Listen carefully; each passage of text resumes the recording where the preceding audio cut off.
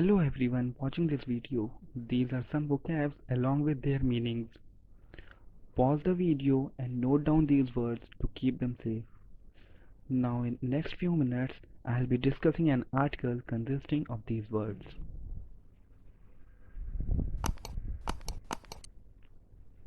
This is the article that I'll be reading. It's an editorial published in the Hindu. I'll be reading the text in English and explaining it in Hindi along with marking some vocabs. Watch it completely to find out how these words fit into sentences and are spoken English. So the headlines starts: the economy needs to be unlocked with caution without resort to irrational optimism. The meaning of economy is very common. It is अर्थव्यवस्था. Caution means सावधानी. Resort to, it's resort to is taken completely, not just resort. Resort is a place where we go for fun, but resort to means सहारा लेना. Irrational optimism, तर्कहीन आशावाद. Irrational is anything which is senseless. Whatever actions we make senseless that do not have any logic are irrational. So irrational optimism collectively means tarkहीन आशावाद. Optimism, as you know, sometimes we be confident or we are asked to be confident, stay motivated and stay positive about the outcomes of the future results. That is called optimism. So the economy needs to be unlocked with caution without resort to irrational optimism. हमें अपनी को वापस से सावधानी के साथ खोलना है. विदाउट रिसोर्ट टू, बिना इरेशनल ऑप्टिमिज्म, बिना तर्कहीन आशावाद के सहारा लिए. The finance ministry in a report said that while the pandemic was far from over in India, finance ministry ने एक रिपोर्ट में अपनी कहा है कि जो पैंडेमिक है, पैंडेमिक का मतलब होता है महामारी. ये महामारी भारत में ख़त्म होने से पहले, जब भारत में ख़त्म होने से बहुत दूर थी, तभी द कंट्री में भी past its peak of the covid case load.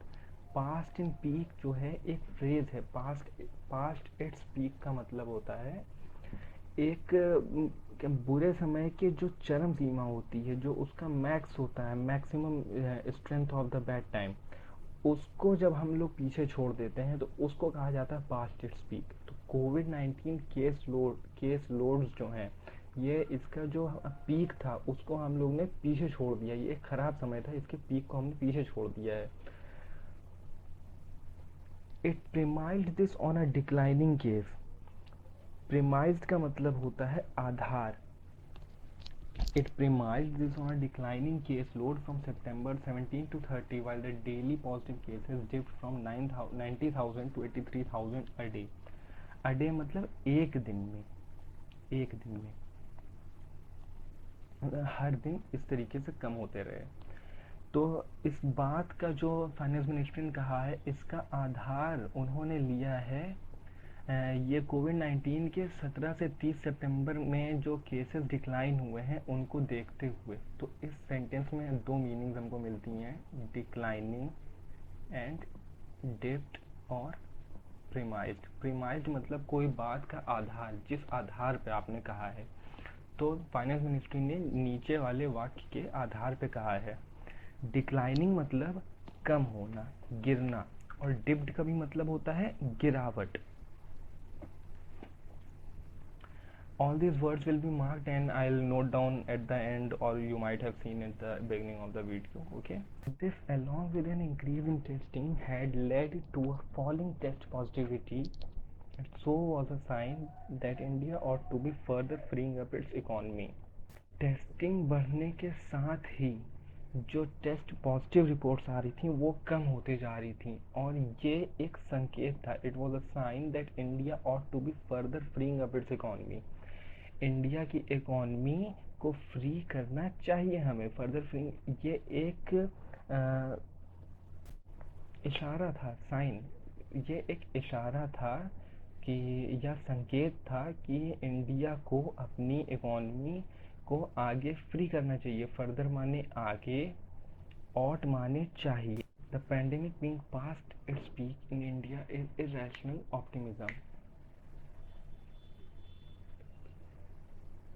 Pandemic का गुजर जाना, ये समझना भारत में एक इरेशनल ऑप्टिमिज्म है, ये एक अननेसेसरी ऑप्टिमिज्म है, अननेसेसरी आशावादी होना है, अननेसेसरली पॉजिटिव होना है इसको सोच के। Last week the chief of the Indian Council of Medical Research while announcing the results of the second all India serology survey जो खून की जांच होती है स्पेशली हमारी इम्यूनिटी को लेके और रेजिस्टेंस को लेके, उसको कहते हैं सेरोलॉजी, जो हमारी खून से रिलेटेड जांचें होती हैं।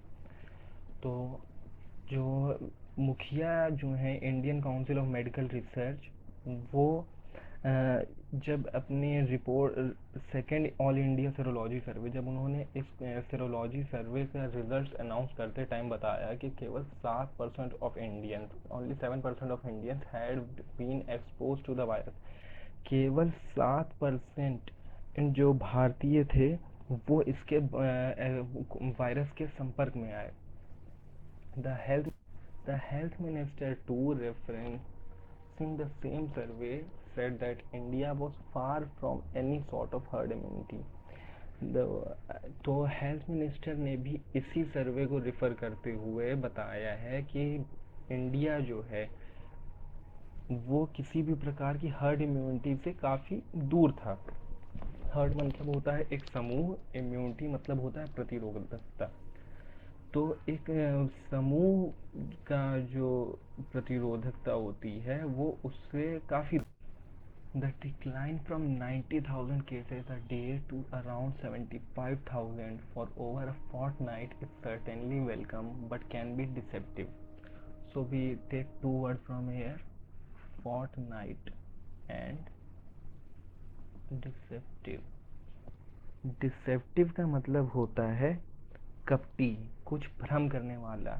डिसेप्टिव अगर आप किसी इंसान के रेफरेंस में यूज़ करते हैं तो वो उसको आप कपटी कह सकते हैं। लेकिन अगर किसी टॉपिक के रेफरेंस में कहा जा सके that this is a deceptive, that this topic is deceptive, तो इसका मतलब हुआ ये टॉपिक भ्रामक है, भ्रम करने वाला है। और फोर्टनाइट का मतलब होता है 2 हफ्तों के जो टाइम पीरियड होता है उसको कहते हैं फोर्टनाइट।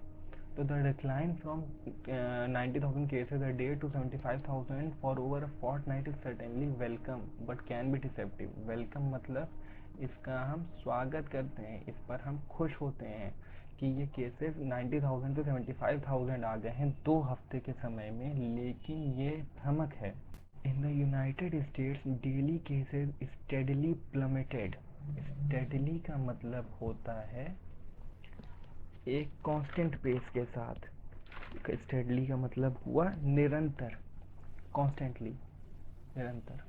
और प्लमेट का मतलब होता है अचानक गिर जाना। तो इन यूनाइटेड स्टेट्स जो डेली केसेस थे वो निरंतर गिर रहे थे। 70,000 जुलाई से ले 70,000 जुलाई में जो थे वो 24,000 सितंबर तक पहुंच गए और फिर अचानक बढ़ गए 50,000 इसी हफ्ते। एसेंड का मतलब हुआ बढ़ जाना। तो हमको इस सेंटेंस में 3 वर्ड्स मिले, steadily, plummeted. Plummeted is made from plummet only, it's a past tense of is the past tense of plummet and the meaning of word plummet I told अचानक गिर जाना, अचानक गिर जाना।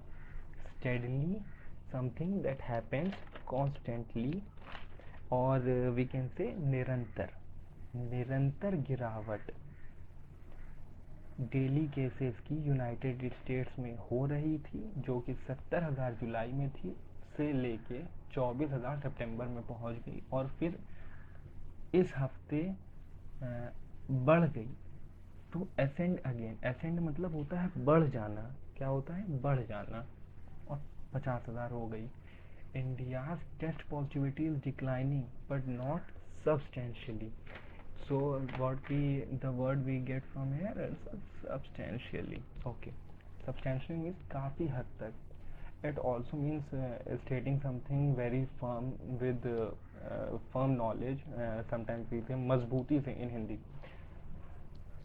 कोई चीज़ मजबूती से बताना, सो उसको भी हम लोग सब्सटेंशियली कहते हैं। और काफ़ी हद तक यहाँ पे जो इसका मीनिंग निकल के आता है वो काफ़ी हद तक है substantially.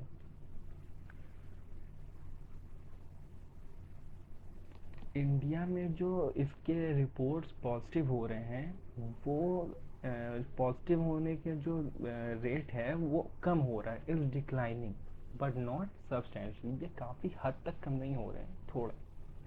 On September 23, it was 8.52% and as of October 4 had fallen to 8.29। 23 सितंबर को ये 8.52% थे और एज ऑफ अक्टूबर 4 और 4 अक्टूबर के रेफरेंस में या 4 अक्टूबर को हैड फॉलन टू 8.29%। 8.29% पे गिर गए हैं।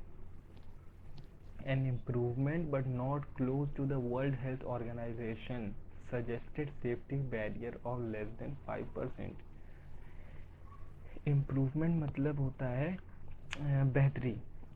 ये एक बेहतर तो रिजल्ट्स आ रहे हैं, ये एक हम लोग कुछ इम्प्रूवमेंट कर रहे हैं, improvement but not close to the World Health Organization suggested safety. World Health Organization की जो सजेस्टेड सेफ्टी, जो पैरामीटर्स वर्ल्ड हेल्थ ऑर्गेनाइजेशन ने दिए हैं, जो कि बैरियर है 5% का, अभी हम वहाँ तक नहीं पहुँचे हैं। So I will keep the video up to here so that you can get a limited set of words. You can use them in your day-to-day sentences. I would recommend you to practice these throughout the day, memorize this, and write these words somewhere. And you can watch the video 2-3 times so you these words get memorized. Okay.